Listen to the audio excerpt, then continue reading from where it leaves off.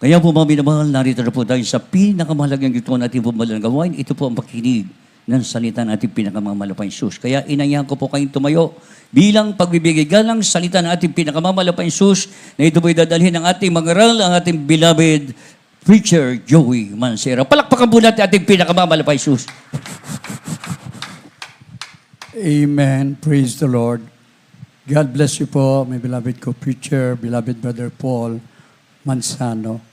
Purihin ang ating dakilang Diyos, tayo pong lahat ay magkaisang dumalangin. Hallelujah. Mapagpala naming Ama Diyos na makapangyarihan sa lahat, sa matamis na pangalan mo, pinakamamahal na Panginoong Hesus, sa pangunang dalangin ng aming minamahal at kagalang-galang na Pastor Evangelist Wildis Rada Almeida, your end-time prophet. Narito po kami, taus-puso nagpapasalamat, O Diyos, sa tagumpay ng iyong banal na gawain. Maraming salamat sa iyong banal na Espiritu. Pinakamamahal na Panginoong Hesus, sa pakikinig ng iyong banal na salita. Bago po ang lahat, kami po'y humingi ng kapatawaran sa lahat ng aming nagawang pagkakamali, pagkakasala. Sa mga oras na ito, dalangin po namin, O Diyos, langisan mo po ang iyong banal na salita at pagpalain mo po kaming lahat. Ito ang aming samot panalangin sa matamis at makapangyarihang pangalan ni Jesus, at aming sinasaway ang lahat na masamang espiritu ng hadlang, all demons of hindrances, doubts and unbeliefs, cast out in the name of our dearest Jesus. Amen and amen. Praise the Lord. Purihin ang ating dakilang Diyos. Tayo na'y makaupo at ihanda natin ang ating mga Biblia. Tayo'y makinig ng salita ng Diyos. Una tigit sa lahat po, aking ipinaabot ang pinakamataas na pagpupuri, pagpapasalamat, pagluwalhati at pagsamba tanging sa ating pinakamamahal na Panginoong Hesus. And we give double honor and respect to our dearly beloved and honorable Pastor, Evangelist Wildis Rada Almeida, the end-time prophet of our loving God. And we will always remember and cherish the precious memories and the blessed teachings of our dearly beloved and honorable Assistant Pastor, Lina C. Almeida. To the beloved children, children-in-law, grandchildren, great-grandchildren here and abroad, hallelujah, we love you so much. Hallelujah. Purihin ang ating dakilang Diyos sa lahat po ng ating minamahal na mga kapatiran, ating live webcast viewers, sa ating mga bisita na narito. Welcome to the royal family of God. Amen. Praise the Lord. Mga minamahal, narito na po tayo na sa panahon na kung saan marami na po ang nag-aalala, nag-iisip, naaaburido, mga minamahal ko. Ngunit sinabi ng banal na kasulatan, huwag kayong mga balisa sa anumang bagay. Be careful for nothing but in everything by prayer and supplication. From the book of Philippians chapter 4, verse 6, atin pong basahin.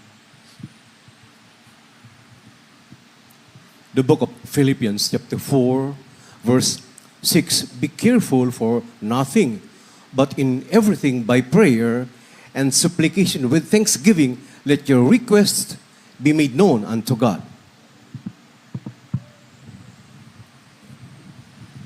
Dito po sa Pilipos, Kabanatang 4, talatang 6. Huwag kayong mga balisa sa anumang bagay, kundi sa lahat ng mga bagay sa pamamagitan ng panalangin at daing, na may pagkapasalamat ay ipakilala ninyo ang inyong mga kahilingan sa Diyos. Amen. Amen. Praise the Lord.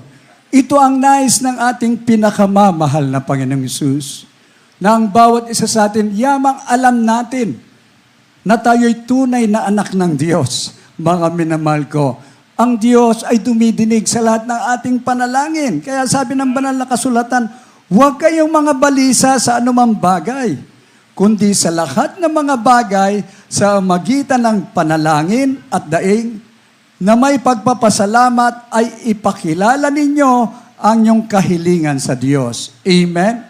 Ano man ang kaganapan, purihin natin ang ating mahal na Panginoon. May pagsubok ka, mga minamahal ko, lalo kang mag-ayunot, manalangin. At alam natin, mga minamahal ko, na habang pinasasalamatan natin ang ating dakilang Diyos, siya po ay nalulugod. Habang ikaw ay nagsusumamo sa ating pinakamamahal na Panginoon, banggitin mo sa Kanya, malabang kailangan ko po nito. tutugon po ang ating dakilang Diyos. Lahat magsabing, praise the Lord. Whatsoever you ask in prayer, believe and you shall receive. Amen? Lalo na pagka inilagak mo ang pag-ibig mo sa ating mahal na Panginoon, inibig mo siya ng lubos, buo, mga minahal ko, buong puso, buong lakas, at buong kaluluwa, mga minamahal ko, nagpakumbaba ka sa Kanya, itataas ka ng Diyos eh. Amen? Tumawag ka sa Kanya, lagi ang pandinig niya, totoo po, nakakaabot sa trono ng biyaya. Dito po sa Psalms chapter 91, verse 14 and 15. Amen. The book of Psalm chapter 91, verses 14 and 15. Because he hath set his love upon me, therefore will I deliver him. I will set him on high, because he hath known my name. He shall call upon me, and I will answer him. I will be with him in trouble. I will deliver him and honor him. Mga awit kapitulo 91, versikulo 14 at 15. Sapagkat kanyang inilagak ang kanyang pag-ibig sa akin, kanyang iniligtas ko siya. Aking ilalagay siya sa mataas, sapagkat kanyang nalalaman ang aking pangalan. Siya'y tatawag sa akin at sasagutin ko siya. Ako'y isa sa kanya sa kabagabagan. Aking ililigtas siya at pararangalan siya. Amen. Amen. Palakpakan po natin ang ating pinakamamahal na Panginoon Jesus. Sa bawat tunay na mananampalataya, ito daw po ang nais ng ating dakilang Diyos. Pagka inilagak mo ang pag-ibig sa ating pinakamamahal na Panginoon, merong kaligtasan. Ilalagay ka sa mataas. Kaya dito may promotion eh. Yung mga nagpapakumbaba, mga minamahal ko, maging sa pagbibigay, mga minamahal ko, mga kapatiran na tapat talaga, napopromote sa trabaho. Amen? Praise the Lord. Sapagkat kanyang nalalaman ang pangalan ko. Ang ating sinasamba ay tunay na Diyos. Siya ang hari ng mga hari, Diyos ng mga Diyos, ang ating pinakamamahal na Panginoong Hesus. Kilala natin siya at kilala niya tayo dahil tinuring tayong tunay na anak. Ang sabi niya, tatawag siya sa akin at sasagutin ko siya. Ako'y isa sa kanya sa kabagabagan, aking ililigtas siya at pararangalan siya. Kaya dito mga minamahal ko, dati-rati, tayo ang kinakawawa ng mga hold-upper snatcher eh. Yung sweldo natin nauubos eh. Pag withdraw mo sa ATM, nakatutok na yung mga hold-upper eh. Pag nakita kang, may pera. Pero dito kakaiba, mga minamahal ko. Pag taga Jesus Miracle Crusade, kapatiran ang bibiktimahin, kakaiba. Sila ngayon ay natatakot sa kapangyarihan ng Diyos. Sila mismo ay nakokonverte at alam nila na pagka taga Jesus Miracle Crusade, kasama natin ang Diyos, may kapangyarihan dahil tayo'y alipin ng Diyos. Tunay na anak, tagapagmana ng buhay na wala hanggan. Pagka anak ka ng Diyos, ay hindi pwede. Hindi pwede yan. Hindi magtagumpay yan. Mga minamahal ko, bukod sa kapangyarihan ng Diyos, nakabantay ang mga anghel ng Diyos. Bakit? Well protected tayo ng ating pinakamamahal na Panginoong Hesus. Kakaiba po, mga minamahal ko, wala po ito sa ibang gawain. Kahit yung mga nagaganap na disgrasya ngayon, minsan ipinapahintulot yung mga disgrasya, pero pinag-iingatan ng ating mahal na Panginoon. Ngayon makita mo yung mga disgrasya, ang daming namamatay. Nasira na ang kanilang sasakyan, pati buhay nila nawalan ng buhay. Ngunit dito, ano man ang mangyari, magkabali-baliktad man ang sasakyan, mga minamahal ko, tumatayo ang anak ng Diyos, nagpapagpag lang. Lahat magsabing, praise the Lord. At kakaiba, mga minahal ko, minsan may binanggang kapatiran. Yupi-yupi yung bumper ng sasakyan, ang kapatiran wala ni damage. Yung sasakyan, malaki ang damage. Bakit? Totoo po, tayo'y laging pinag-iingatan ng ating pinakamamahal na Panginoong Hesus. Siya'y tatawag sa akin, sasagutin ko siya. Ako'y isa sa kanya sa kabagabagan, aking ililigtas siya at pararangalan. Minsan hindi na tayo makatawag dahil biglaan Pero biglaan naman ang pag-iingat ng ating pinakamamahal na Panginoong Hesus. Amen? Nalalaman natin na ang makasalanan ay hindi pinakikinggan ng Diyos. Ngunit tayo na tunay na sumasamba sa Diyos ay totoo po. At ginagawa natin ang kalooban ng Diyos, talaga pong pakikinggan tayo ng ating dakilang Diyos. From the book of John, chapter 9, verse 31, atin pong basahin. Gospel of St. John chapter 9 verse 31. Now we know that God heareth not sinners, but if any man be a worshipper of God and doeth his will, him he heareth.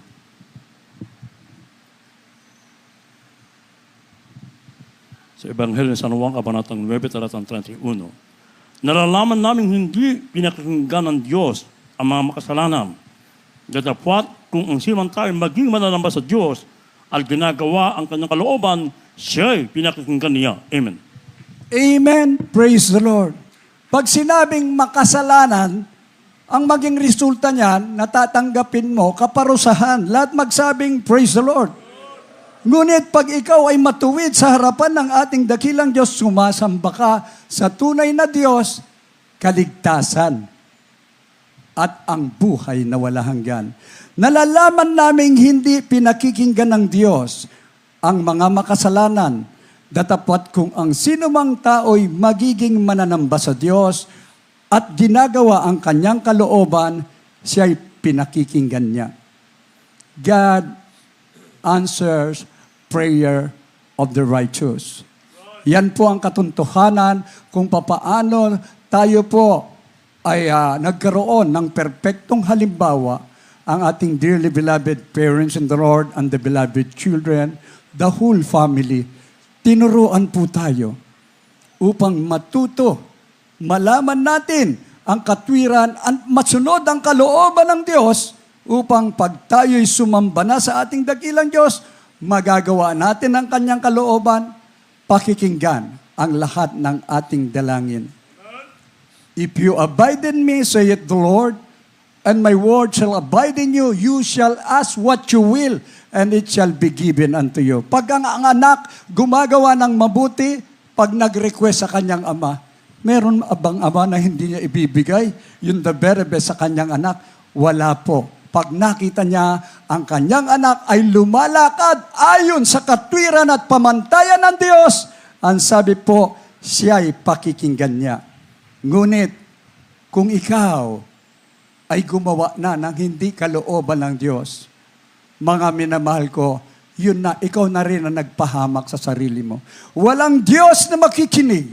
Nakakatakot ang malaglag sa kamay ng Diyos na buhay. Mga minamahal ko, we're on the last days, 24 hours a day na kumikilos ang dyablo.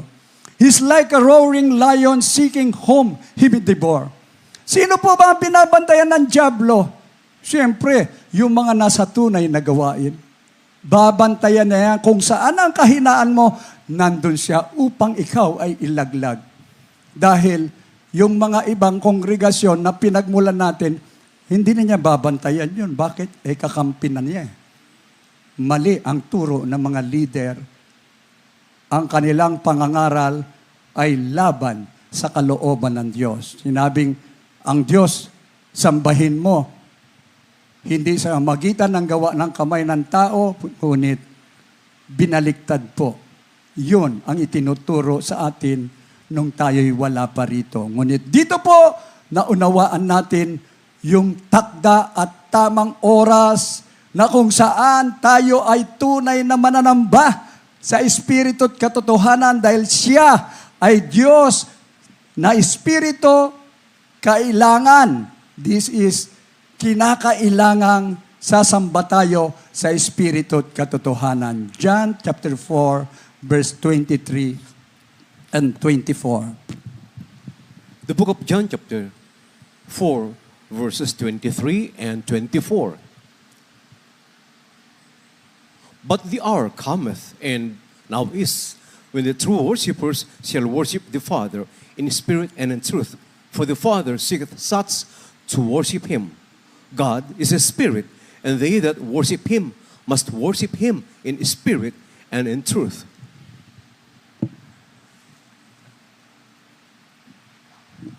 Juan Capitulo 4, versikulo 23 at 24. Dapat dumarating ang oras, at ngayon nga, nasasambay ng mga tunay na mananamba ang Ama sa Espiritu at katotohanan, sapagkat hinahanap ng Ama ang mga gayon na maging mananamba sa Kanya. Ang Diyos ay Espiritu, at ang mga sa Kanya nagsisamba ay kinakailangang magsisamba sa Espiritu at sa katotohanan. Amen. Praise the Lord. 100% walang pag-aalinlangan. Narito tayo sa tamang turo, mga minamahal ko, na sinasabi po, nung nangusap ang ating pinakamamahal na Panginoong Yesus, darating daw ang panahon at oras. Ito na nga yung panahon natin na end time days, mga minamahal ko. Dumarating ang oras na ngayon nga, sasambahin ng mga tunay na mananamba ang Ama sa Espiritu at katotohanan. Sapagkat hinahanap ng Ama ang gayon maging sa Kanya'y mananamba sa Kanya. Ang Diyos ay Espiritu, at ang sa Kanya'y mga magsisisamba, kinakailangang magsisamba sa Espiritu at katotohanan. Lahat magsabing, praise the Lord. Maraming salamat, tinuruan tayo ng totoo at tunay na doktrina na merong nag-iisang Diyos, ang Ama na lumikha sa atin. Siya ay nagkatawang tao, ang ating pinakamamahal na Panginoong Yesus. Siya naman ang ating tagapagligtas, namatay sa krus ng Kalbaryo. Tinubos tayo sa ating mga kasalanan na buhay na maguli upang patunayan siya ang nag-iisang Diyos. Wala nang iba ang ating pinakamamahal na Panginoong Yesus. Mapalad tayo, hindi natin siya nakita. Nakasalamuha siya ng mga apostoles, ng mga sinauna nung during His earthly ministry. Ngunit tayo mapalad. Ang sabi ng Malapan, mapalad ang hindi nakakita sa akin, ngunit lubos na sumampalataya. Ikaw yon at ako dito na talagang ang salita ng Diyos. Ito po ay purong-purong salita na may kapangyarihan.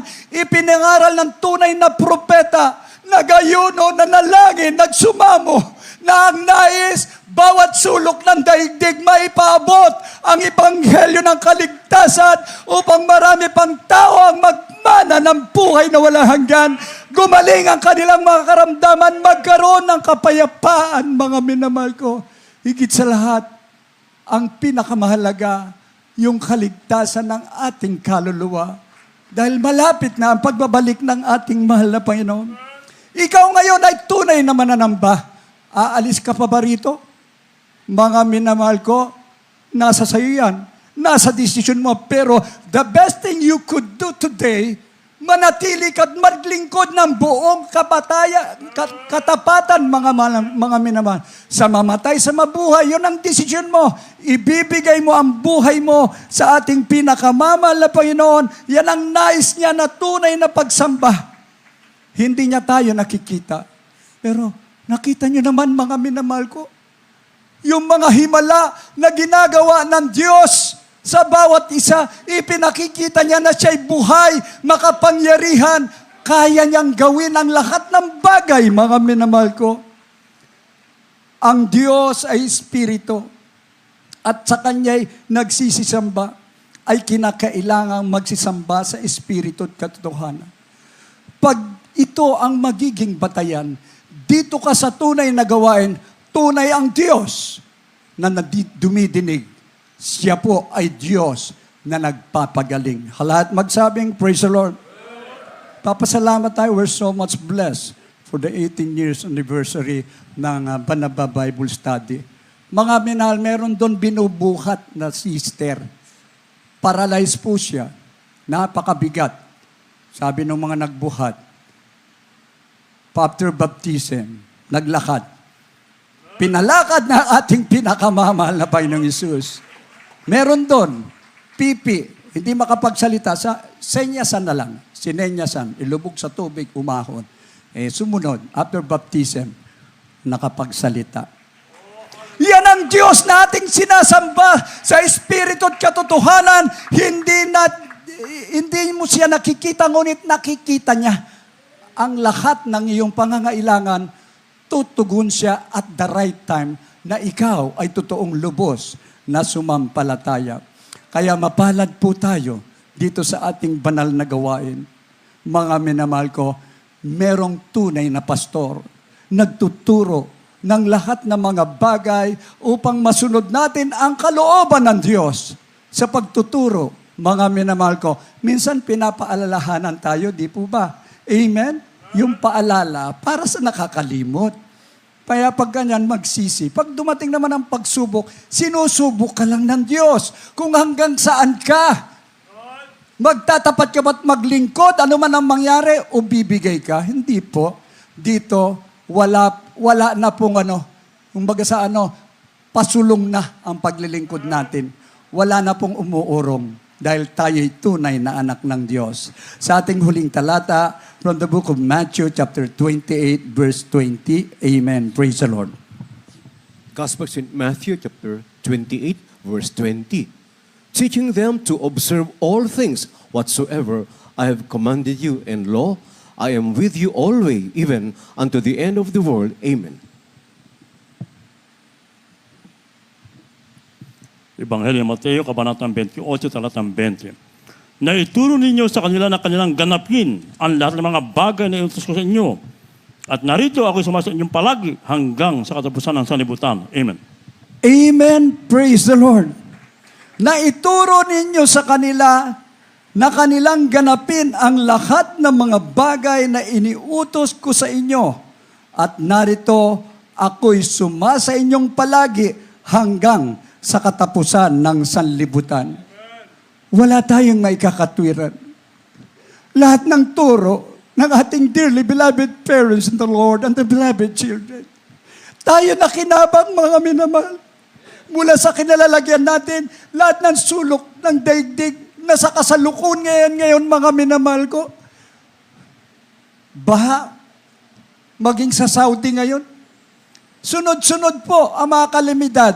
Ngunit yan po, hindi kasama sa kapahamakan ang tunay na mga anak ng Diyos. Minsan dumarating yung mga bagay na yan, ngunit sa ikalulwalhati ng ating dakilang Diyos. Naalala ko nung dumating po ang undoy, mga minamahal ko, grabe. Nagsialisan na lahat, ang naiwan doon yung mga kapatiran. Walang tigil na nagpupuri habang nandyan yung mga bangkay na naman. Dumating ngayon ang mga ayuda. Di sila ang pinagpala sa ayuda.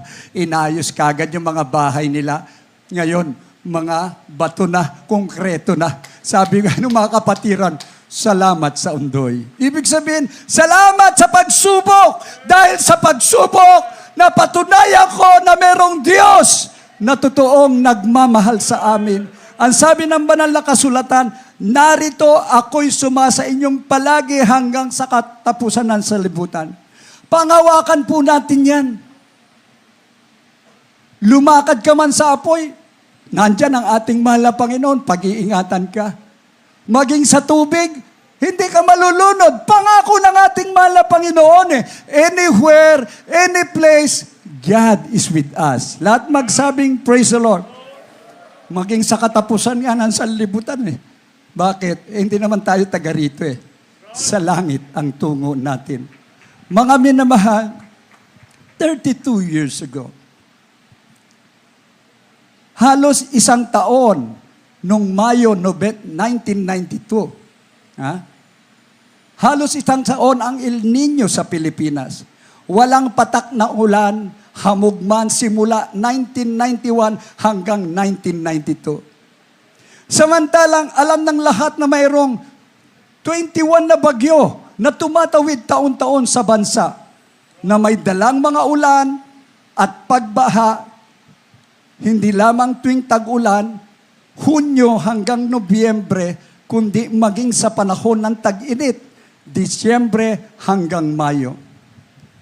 Nagayon ang ating dearly beloved Pastor Evangelist Wildy Estrada Almeida, the end-time prophet of God, upang sawayin at hinamon ang lahat ng mga leader ng relihiyon sa lahat ng mga grupo ng mananampalataya na magkaroon ng isang paligsahan sa Luneta na sinasabing kung kaninong panalangin ang pakikinggan ng Diyos. At sa kapanalangin ay umulan. Siya ang itatanghal na nasa katotohanan at ang iba, pag hindi pinakinggan, ay mga bulaan. Ngunit, wala ni isang tumanggap sa hamon. Gayon pa man, nanalangin pa rin ang propeta ng Diyos. Sa pangalatlong araw ng krusada, tumugon ang ating pinakamamahal na Panginoon sa magitan ng napakalakas na ulan. Kasama ang kidlat at kulog, doon nagtapos ang salot na El Nino. On that time, naligtas ang isang antikristo. Hindi naniniwala sa Diyos. Kaya sabi niya, sa araw na yan, aabangan ko. Mga minamahal ko, papatayin ko si Almeida. Sabi pa nga niya, pauulanan ko siya ng bala. Mga minamahal ko. Hindi niya alam ang kanyang ginagawa. Ngunit, at the moment, nanalangin ng ating dearly beloved pastor, dumilim ang kapaligiran. Kumulog, umulan ang napakalakas. Mga minamahal ko, Major Bobby Nuggets. Member po siya ng satanismo. Satanista po siya, mga minamahal ko. Nung bubunutin niya ang kanyang baril, siya'y lumuhod. Nanalangin sa Diyos. Meron ngang Diyos na tumutugon ng panalangin. Tunay nga ang taong ito. Kaya siya po ay na-convert. Ibig sabihin, ang Diyos ay totoong dumidinig ng panalangin ng kanyang mga tunay na lingkod. Kaya nga, ano nga alalahanin mo?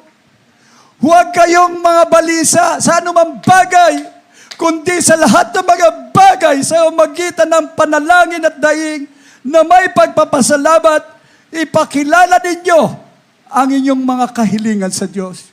At tinanggap mo ang mga kahilingan na yan.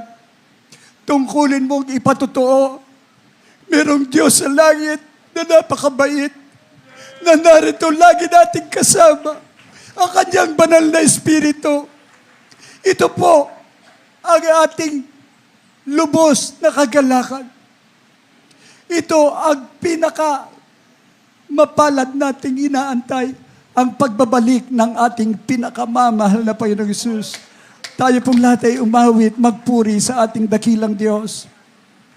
Habang inaanyahan po natin ang mga baguhan, mga bisita, ngayon ang araw ng kaligtasan. Ano man po ang inyong mga dalangin, God will answer all your prayers. Habang ibibigay ko po ang buong pagkataon sa ating beloved ko preacher,